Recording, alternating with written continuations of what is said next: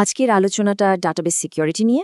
আচ্ছা, চলুন তো ব্যাপারটা একদম সহজ করে ভাবি। আর শুরুতেই একটা ছোট্ট প্রশ্ন করা যাক। উত্তরটা তো সবারই জানা, অবভিয়াসলি না, তাই না? নিজের ঘর, দামি জিনিসপত্র এগুলো সুরক্ষিত রাখতে আমরা সবসময় দরজাটা বন্ধ রাখি। এটাই তো একদম স্বাভাবিক একটা ব্যাপার। কিন্তু অদ্ভুত ব্যাপার কি জানেন, আমরা আমাদের বাস্তব জিনিসপত্রের জন্য যতটা সাবধান, আমাদের ডিজিটাল অ্যাসেটের ক্ষেত্রে কি ঠিক ততটাই?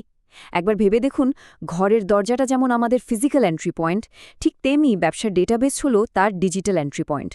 একটা রক্ষা করে আমাদের ঘরের জিনিসপত্র, আর অন্যটা কি রক্ষা করে? গ্রাহকদের সব তথ্য, ফিনান্সিয়াল ডেটা, মানে ব্যবসার অমূল্য সব সম্পদ। অথচ দেখুন, ঘরের দরজায় আমরা সব সময় তালা লাগিয়ে রাখি, কিন্তু আমাদের ডিজিটাল দরজাটা প্রায় সময় খোলা পড়ে থাকে।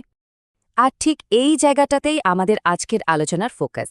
আমাদের ব্যবসার সবথেকে দামি সম্পদ, মানে আমাদের ডেটা, প্রায় সময় একটা খোলা দরজার মতো অসুরক্ষিত অবস্থায় পড়ে থাকে, বিশেষ করে যখন আমরা লোকাল এসকিউএল সার্ভারের কথা বলি।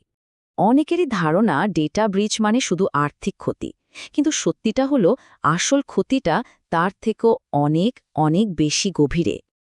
ভাবুন তো একবার, একটা ডেটা ব্রিচের আসল পরিণতি কি হতে পারে?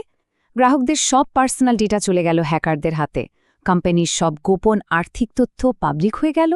আর সবচেয়ে বড় যে ক্ষতিটা হয় সেটা হলো রেপুটেশন। বছরের পর বছর ধরে যে সুনাম আর বিশ্বাস তৈরি করা হয়েছে, সেটা একবার ভেঙে গেলে ফিরে পাওয়া কিন্তু প্রায় অসম্ভব।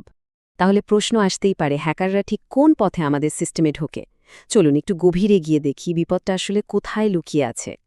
দেখুন, হ্যাকাররা কিন্তু সবসময় সহজ রাস্তা খোঁজে, মানে কিছু নির্দিষ্ট দুর্বলতার সুযোগ নেয়। যেমন ওপেন পোর্টস, ধরে নিন এটা আপনার ডিজিটাল বাড়ির একটা খোলা জানালা। তারপর আছে দুর্বল পাসওয়ার্ড, যা অনুমান করা খুবই সোজা। ম্যালওয়্যার বা ভাইরাস তো আছেই, এর সাথে আছে এসকিউএল ইনজেকশন নামের একটা ভয়ঙ্কর টেকনিক, ডেটাবেস ব্যাকআপ চুরি, এমনকি ভেতরের লোক মানে ইনসাইডার থ্রেটও কিন্তু একটা বড় কারণ। এই পয়েন্টটা কিন্তু খুবই গুরুত্বপূর্ণ। আমাদের ডেটাবেসের একটা ডিফল্ট পোর্ট আছে 1433। এটা যদি নেটওয়ার্কে খোলা থাকে, তাহলে বিষয়টা দাঁড়ায় অনেকটা চোরকে ডেকে এনে ঘরে বসানোর মতো। হ্যাকাররা কিন্তু সারাক্ষণ ইন্টারনেটে এই ধরনের খোলা জানালা খুঁজে বেড়ায়। আচ্ছা, একবার ভাবুন তো, আমাদের পাসওয়ার্ডগুলো কি আসলেই যথেষ্ট স্ট্রং? বিশেষ করে অ্যাকাউন্টের মতো ডিফল্ট সিস্টেম অ্যাকাউন্টগুলো কি এখনও চলছে? একটা কথা মাথায় রাখা খুব দরকার, পাসওয়ার্ড যদি দুর্বল হয়, হ্যাকারদের কাছে এমন সব অটোমেটেড টুলস আছে যা দিয়ে কয়েক মিনিটের মধ্যেই সিস্টেমে ঢুকে পড়া সম্ভব। এসকিউএল ইনজেকশন নামটা শুনতে জটিল লাগলেও ব্যাপারটা বেশ সহজ। এটা এমন একটা হ্যাকিং টেকনিক যেখানে হ্যাকাররা অ্যাপ্লিকেশনের কোডিংয়ের ভুলকে কাজে লাগায়। ধরুন, একটা ওয়েবসাইটের লগইন ফর্মে পাসওয়ার্ডের জায়গায় এমন একটা স্পেশাল কোড লিখে দেওয়া হলো, যা দিয়ে আপনার পুরো ডেটাবেসে কন্ট্রোল তার হাতে চলে গেল। ঠিক এভাবেই তারা সিস্টেমের ভেতরে ঢুকে পড়ে আর সব তথ্য হাতিয়ে নেয়। আর সবচেয়ে ভয়ের কথাটা কি জানেন? সারা পৃথিবীতে ডেটাবেস হ্যাক করার জন্য যে পদ্ধতিটা সবচেয়ে বেশি ব্যবহার হয়, সেটা হলো এই এসকিউএল ইনজেকশন। এটাই ১ নম্বর মেথড। এ থেকেই বোঝা যায় ঝুঁকিটা কতটা রিয়েল আর কতটা বড়। তো এত সব আলোচনার পর আমাদের বর্তমান পরিস্থিতিটা ঠিক কোথায় দাঁড়িয়েছে? চলুন ঝুঁকির আসল মাত্রাটা একবার দেখে নিই। এক কথায় বলতে গেলে আমাদের অনেক সিস্টেমই এখন রেড জোনে আছে, মানে চরম ঝুঁকিপূর্ণ অবস্থায়। এর মানে হলো যে কোনো মুহূর্তে একটা বড় সড় দুর্ঘটনা ঘটে যেতে পারে। এটা কিন্তু কোনো কাল্পনিক ভয় দেখানো হচ্ছে না, এটাই আজকের রূঢ় বাস্তবতা। তবে এত সব শুনে ঘাবড়ে যাওয়ার কিছু নেই। বিপদ যেমন আছে, সেটা থেকে বাঁচার উপায়ও আছে। এখনই যদি আমরা সচেতন হই, তাহলে এই ঝুঁকিটা কিন্তু ম্যানেজ করা সম্ভব। চলুন এবার দেখি কিভাবে আমরা আমাদের এই ডিজিটাল সম্পদগুলোকে সুরক্ষিত করতে পারি। এখানে দেখুন 4টি খুবই জরুরি পদক্ষেপের কথা বলা হয়েছে। ১.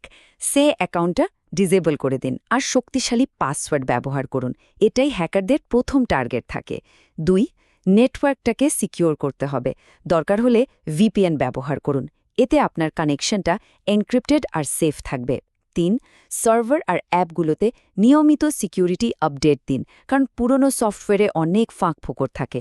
আর ৪ নম্বর, এবং এটা খুব জরুরি, সব ডেটাবেস ব্যাকআপ ফাইল এনক্রিপ্ট করে রাখুন, মানে এমনভাবে লক করে রাখুন যেন ফাইলটা চুরি হলেও কেউ সেটা খুলতে বা পড়তে না পারে। আমরা আলোচনার একদম শেষ পর্যায়ে চলে এসেছি। একটা কথা কিন্তু এখন জলের মতো পরিষ্কার। যদি কোনো অ্যাকশন না নেওয়া হয় তাহলে ডেটা ব্রিচ হওয়াটা এখন শুধু সময়ের ব্যাপার। এই কথাটা পুরো আলোচনার সারমর্ম তুলে ধরে। নিরাপত্তা দুর্বল হলে ডেটা চুরি কেবল সময়ের ব্যাপার। দেখুন, সিকিউরিটি যদি দুর্বল হয় তাহলে বিপদ আসবেই। এটা কোনো ম্যাজিক না, এটাই টেকনোলজির নিয়ম। তাহলে শেষ প্রশ্নটা এখানে এসে দাঁড়ায়, আমরা কি সেই ভয়ঙ্কর দিনটার জন্য অপেক্ষা করব যেদিন হয়তো বড় কোনো ক্ষতি হয়ে যাবে, নাকি আজই এখনই সচেতন হয়ে আমাদের কষ্ট করে গড়ে তোলা ব্যবসার ডিজিটাল সম্পদকে সুরক্ষিত করব? সিদ্ধান্তটা কিন্তু আমাদেরই নিতে হবে।